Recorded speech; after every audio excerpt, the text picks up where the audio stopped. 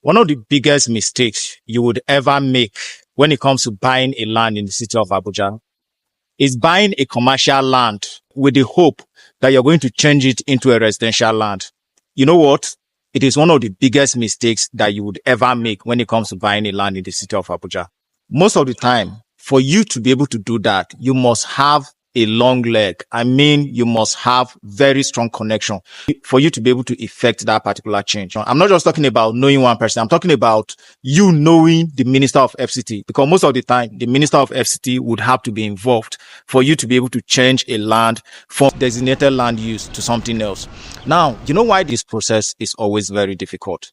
Before the development of any particular place, a layout is usually created for that particular place. And this would usually involve a lot of departments, agencies, and committees. Do you understand? And the layout would have to go through series of approvals.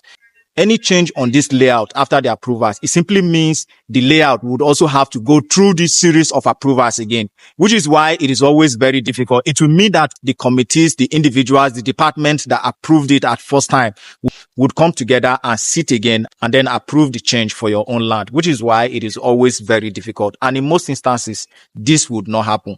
And you know what? No matter how cheap you would get this land, do not ever buy it, because you know what? At the end of the day, it will be very difficult for you to be able to develop this particular land. I've seen so many situations like this, and I'm talking to you out of some of the situations that I've met before, where individuals bought commercial lands, and because that particular location wasn't viable for commercial activities, they wanted to change it to residential. You know what? It was very difficult. At the end of the day, they couldn't do it. The process is very difficult. So if you want to buy, no matter how cheap it is, do not buy a commercial land with the hope that you will change it to a residential land.